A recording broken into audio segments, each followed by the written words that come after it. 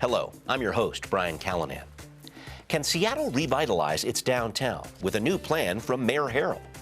Why is it taking so long to stand up an alternative 911 response for calls that don't need a police officer? And does our regional homelessness authority need a multi-billion-dollar budget? I'm with Councilmember Andrew J. Lewis to get answers to these questions and the ones you're sending in too, next on Council Edition. This change of the consent decree to the successor agreement signals a continuation of reform, not an end to it. All that and more coming up next on City Inside Out, Council Edition.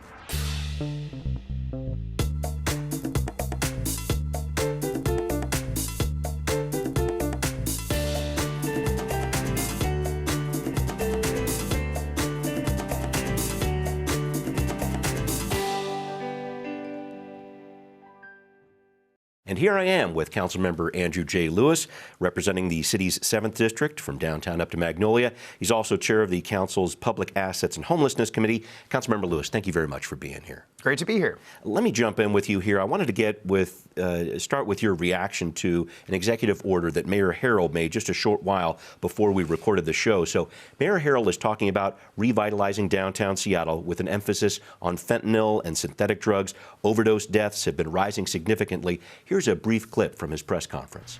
If you are harming our communities by this activity, we have to coordinate our efforts in making sure that harm stops. And that's dealing with the selling and trafficking of these deadly drugs. We have to hold those people accountable. Well, the mayor called this a two-pronged approach, working with law enforcement to really crack down on drug traffickers and also helping people with drug addiction, and saying the fire department would have a special overdose response unit. I wanted to get your overall take on this plan. What's it going to do? Yeah, thanks, Brian. So anyone who's been to downtown Seattle recently knows that there's a very significant public drug use and public drug trafficking problem that the downtown core of the city has. That's not to say it's not prevalent in other parts of the county, but it's particularly noticeable in parts of downtown Seattle. There is no downtown recovery without focusing on the public safety components of our plan to deal with the situations in downtown Seattle, and part of that has to deal with the use and distribution of fentanyl in the city core.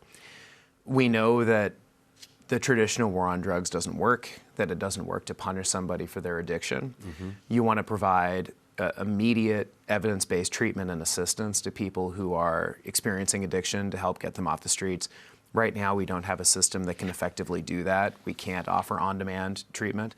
Part of this plan is going to be introducing what an audit last year recommended, which is a regime of contingency management. Right. So it's a reward-based, incentive-based treatment regime. Gift cards, et cetera. I've heard about this. What's this all about? Sure. It's as you go through the treatment regime, if you are producing results, producing negative, urine analysis or what have you, demonstrating that you are maintaining your sobriety, then you get incremental escalating rewards for your sobriety. And this is a proven therapeutic response that lots of other jurisdictions use. Yeah. It was recommended by an audit last fall. Right. And this is something Mayor Harrell is moving forward on, and that my colleague, Councilmember Nelson, has been a leader on the council. It's a very well recognized and peer-reviewed method of doing treatment for drug addiction. Yeah, a lot more of a carrot than a stick, I guess, in this situation. Yeah, so on that component, we're going to really be amping up how we respond and have a responsive treatment regime to give people the tools they need to succeed. On the other side, on the enforcement side, we do need to hold folks who are trafficking and moving these large quantities of fentanyl accountable for their actions. We have lots of people in the downtown core of the city who are dealing drugs with impunity, who are enforcing the rules of that black market with violence, and we need to crack down on that.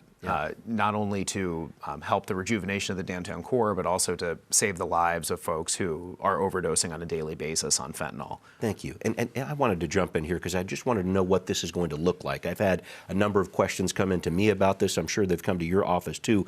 One question went like this. What SPD staffing level is needed to have a permanent precinct on 3rd? I guess I'm just trying to figure out what types of changes, maybe physical changes, maybe police presence from the city. What are we going to see downtown, 3rd Avenue or other places downtown here over the next few months? Because the mayor was saying this is going to roll out into May, into June and beyond. Well, you've probably been reading recently about the 3rd Avenue project that the mayor's office and my office have been working together to scale up resources that are available on 3rd Avenue. Yeah. And that has mostly been revolving around a organization that is new on the scene called We Deliver Care, which is completely staffed by people with lived experience, people who are good at building a rapport with the cohort of people who have routinely used Third Avenue to engage in the illicit economy or other activities.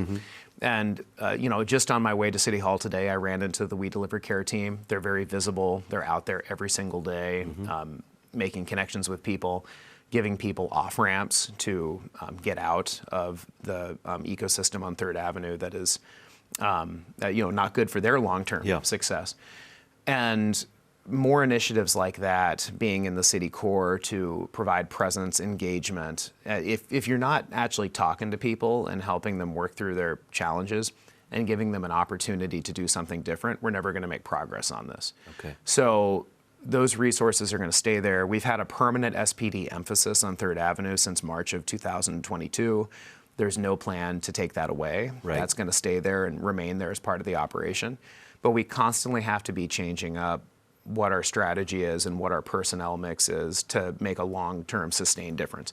And I'll say this, Third Avenue has a very long way to go. But year over year from where we were in 2022, it's getting a lot better. But we can't take our foot off the gas. The momentum, we have to keep the momentum going. We have to stay in there. We cannot declare victory and leave. Briefly, can I talk about this part of it? Because I know the Downtown Seattle Association has said Third Avenue needs a complete redesign. Maybe it's less of a bus corridor. Maybe we should be having some more possibilities for people where it's more comfortable for them to walk, et cetera. Any thoughts about that long term, what happens with Third Ave?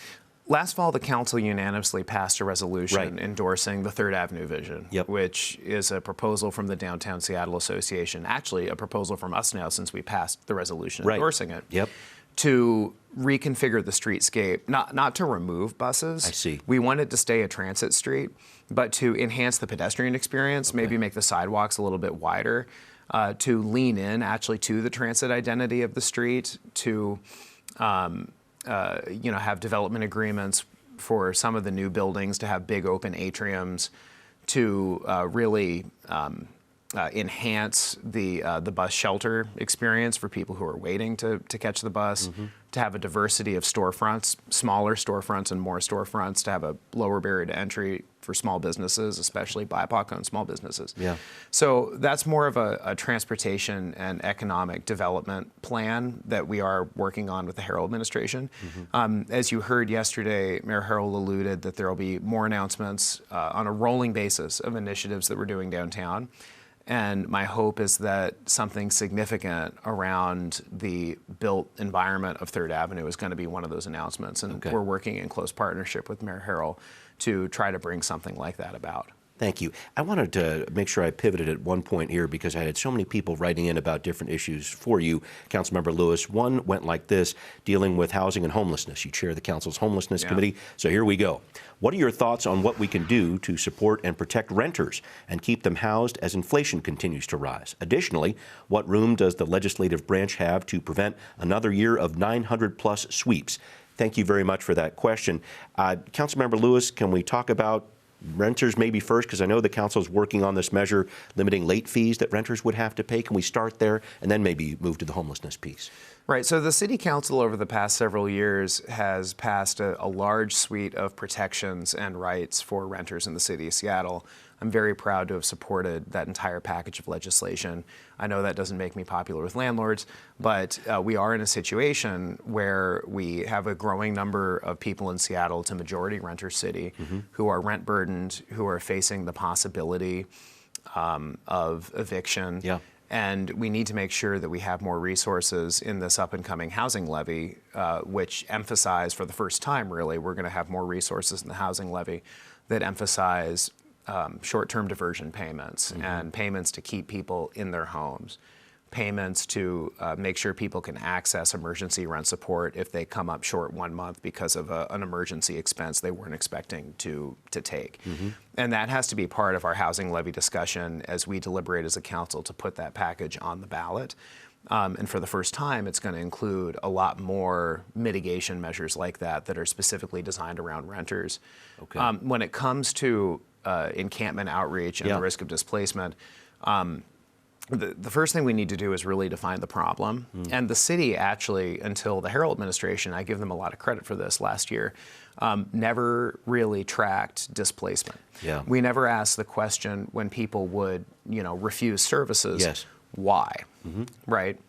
And, when the Harrell administration came on board in early 2022, one of the first things I said was, we need to be asking people why when they refuse services. And then we need to adjust accordingly to have a strategy that is responsive to why people aren't accepting those services. Right. And what we've learned from that has been very clear. It's that people who are experiencing homelessness don't want to go to a congregate shelter, but they will go to something like a tiny house village or a hotel motel.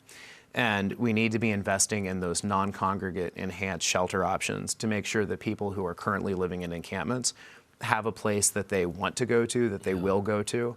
And if we do that, we are going to significantly reduce the inequities in how our current outreach regimes work. Okay, I wanted to make sure I shifted gears a little bit with you and talk about the work of the King County Regional Homelessness Authority. I think this intersects a lot with this idea of preventing sweeps and also tiny house villages, because we saw this 5-year plan to end homelessness from KCRHA. It came out earlier this year. It's not a binding document. It's more of an aspirational statement, I would say. But it did call for $8.4 billion in capital costs and somewhere between $1.7 and $3.4 billion in annual operation and maintenance costs. You're on the governing board of the KCRHA. What feedback have you been giving to the authority about this plan, the money talked about here, and also what appears to be a reduction in tiny house village placements? Yeah, well, the first thing that I've been doing, Brian, is acknowledging that the number that the authority put out for the 5-year plan probably is about what the investment regionally needs to be in order for us to end homelessness, to make homelessness systemically brief, and to give us the resources to immediately move people into housing. Okay. And I appreciate the aspiration and ambition of the authority, but it is not a practical plan for our immediate needs, right? I mean, the situation right now is like a 5-alarm fire. I mean, we have community members who are living in isolation, in encampments that are not safe for people to live in places where there's a significant nexus with criminal activity, where the people most vulnerable are people who are experiencing homelessness. And we need a plan right now to get people out of those encampments into a desirable placement like a tiny house village, like a hotel motel that we know people will go to when we can offer them. People who are experiencing homelessness want to get out of encampments. They don't want to stay there. That's a myth. They want to go to a place where they're going to have privacy, can realize self-actualization, and that's like a tiny house or a hotel motel. It is within our means to build a plan that can provide that kind of support. What my feedback to the authority has been is I want to do 2 things to this plan, and I'm going to introduce some resolutions to the governing board in the coming weeks to force a conversation on this and hopefully help us move forward. I alluded to those resolutions in a governing board meeting a few weeks ago, but the first one would be, to your point about the tiny homes, we need to completely reconfigure however they came up with that formula. We need more tiny homes. People experiencing homelessness are demanding more tiny homes. And we can mix and match it with other things like modular shelters, pallet shelters is another form of a tiny home, hotels, motels, but a mix of those products that can scale up to the level of demand that we're facing. That's the first thing we need to do. I don't care what their formula is. My formula is talking to people experiencing homelessness who are desperate to get something like that as a placement. The second one is, sure, we have that number of, I actually think it was $12 billion. Yeah, altogether, add it all up for the year. Add it all up was $12 billion. One thing we did in the city of Seattle to help lower that cost that I'm very proud of in 2021 is we passed legislation reducing the cost of permanent supportive housing by exempting them from things like design review, permitting, bicycle parking, all sorts of red tape that adds up to the cost. It's going to reduce the cost of permanent supportive housing in Seattle by about 15% per unit, which is significant. It's a big deal. The authority should be promulgating those kinds of policy recommendations to the constituent cities of King County. Every city in King County can pass those kinds of red tape slashing proposals. So $12 million can become $10 billion. You know, I mean, the cost can go down through some deregulatory actions as well. It doesn't all have to come out in money and new revenue.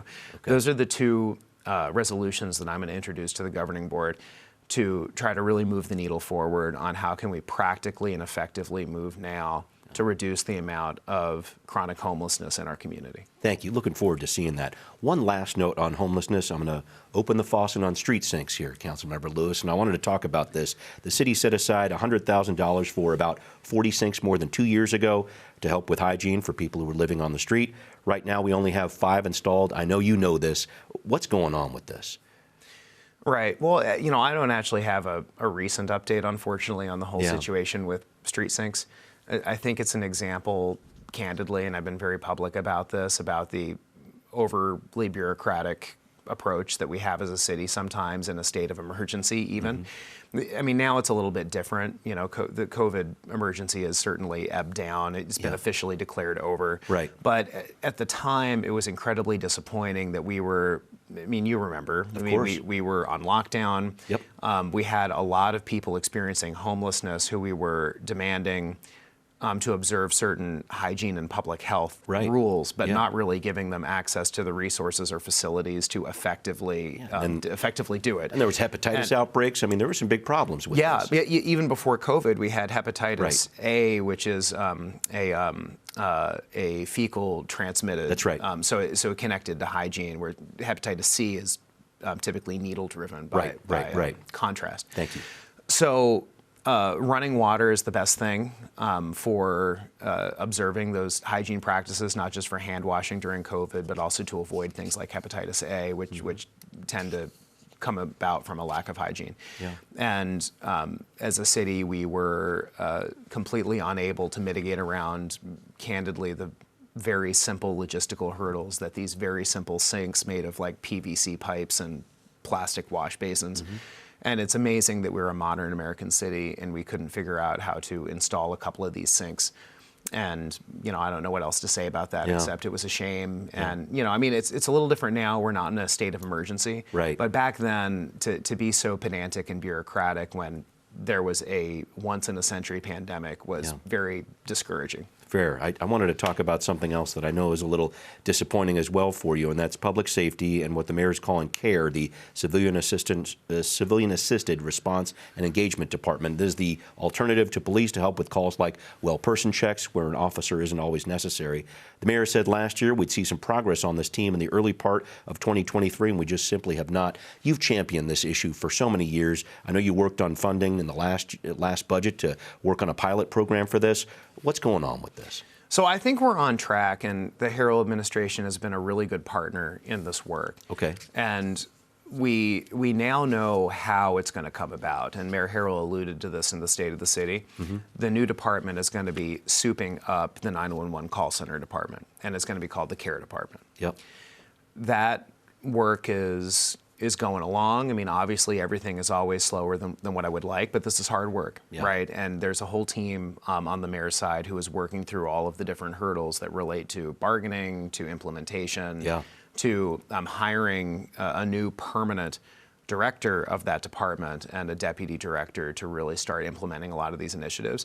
Okay. And I think we're in a good place. I think that we are going to see by the end of 2023 something visible that's out there in the community that is actually doing this response work for the first time. Okay. And that's going to be huge when we finally get that out there. Is it contingent on reaching a deal with the Seattle Police Officers Guild beforehand? What can you tell me about that piece? Because I know there's a lot going on behind the scenes here, I know. The only thing I can really say here is the mayor alluded in his State of the City speech that there would have to be bargaining with our traditional public safety partners. Okay. That work is going forward, as I understand it. All right. But you know, I mean, look, we are not a right to worse state. Or a right to work state, as some people call it. Right. Thank you. We believe very strongly in Washington State and in collective bargaining, rightly so. And sometimes that leads to situations where we have to move slower than we'd like to as a government, even for really critical and important change. Okay, thank you for that. I wanted to talk about a potential major shift for the police department, the end of the federal consent decree it's been under since 2012 for the unconstitutional use of force. The city believes it's in compliance. The Justice Department says so too, noting that the SPD has reduced its use of serious force by 60% over the past several years, and Chief Adrian Diaz says that's not all. We reduced our complaints just in the last 4 years by almost half. So our officers are making sure that they're doing it in a professional and equitable manner. That doesn't mean that we still have complaints. We still have other things that we need to improve on, but their work is exceptional. Councilmember Lewis, I just wanted to ask, are we there yet? Do you think the judge is going to agree that SPD no longer needs to be under a consent decree? And what does that mean, I guess? Yeah, I think prognostications about what Judge That's Robart fair. are going to do is hasn't worked over not the a past very decade plus, yeah. profitable thing for me to engage. Avocation. Right. I do think the important part of this conversation is not necessarily whether the decree will or will not end, and the city has a good case, and we have the concurrence of the DOJ. So, that's big. So we will see how that goes when we go to Judge Robart. I think that the question is, how do we continue to move forward with a culture and spirit of reform? Because the end of the consent decree does not mean the end of the culture and spirit of reform. Yeah. There's a subsequent agreement that both the DOJ and the city are proposing to replace the consent decree, which will still focus on outstanding areas that we need to improve on. Yeah. Our accountability system is still not where it needs to be, and that is clear. There are massive questions raised as far as the department's ability to respond to large demonstrations that were raised by the events in 2020 that still need some scrutiny. Police using ruses, there's a bunch going on. The ruse policy, which was in the news again recently, that is being implemented. So there's a lot of outstanding work. I think it's really important to communicate to the community that this change of the consent decree to the successor agreement signals a continuation of reform, not an end to it. I don't think you'll find anyone in City Hall who was saying, okay, it's done. Check, victory. Done. Right. Like there's a lot more work to do. We can be proud of the work we have done, but there's a lot more work to do. And I know this was talked about in a recent Public Safety Committee meeting. It's just the council continuing to have more oversight over the SPD, or what does that look like going forward here? Well, I think that a lot of it is going to come down to the next contract between the Seattle Police Officers Guild and the City of Seattle as it relates to these accountability measures. Okay. And that's going to be really important. That's going to be something the DOJ and Judge Robart, I'm sure, are still going to be very interested in monitoring and working with us on under the successor agreement to the consent decree. Okay. And a lot of that has to come through the process with the contract, as we saw, before my time on the council when the last contract. I mean, to give a sense of how long ago it was, I was not on the council when the last contract was done. Right. So we're going to have to continue along on that path of that work, and I look forward to continuing to work with Mayor Harrell, who's shown a commitment to continuing to pursue those same accountability measures. When he was a council member, he voted for the accountability ordinance that had the measures that the DOJ and Judge Robart have opined that they would like to see. And we need to keep working towards those goals. Thank you. I would love to throw a couple more emails your way because we got a lot of great messages, and thank you so much, people, for sending in these different emails and tweets here. Here's one for you. What's the council doing to ensure SDOT, the Department of Transportation, enacts changes to street design to prevent tragic and needless pedestrian and bicyclist deaths and injuries across the city? I know you're not on the Transportation Committee, but this is a huge issue downtown. Some thoughts about this? Give you about 2 minutes here if I could. Yeah, I think that what the pandemic really put front and center when we were spending a lot more time outside and needed more space so we could distance when we were outside, especially in those early days of the pandemic, is we really valued that time and that slowing down of things to see what it was like to use the streets in a way that, would have been common 115 years ago. Okay. Right? And I think that some of our planning now around transportation sort of is a reversion to how we used and shared our streets in an era before cars. This is an international trend. People like to be near pedestrianized squares, pedestrianized plazas, pedestrianized streets. one place that we might start as we're looking, it's never too early to look into the future, to the Move Seattle levy, which we're going to be considering in 2024. Maybe there's some resources there to lean into some of the streets that were temporarily stay healthy streets during COVID that were quasi or completely pedestrianized.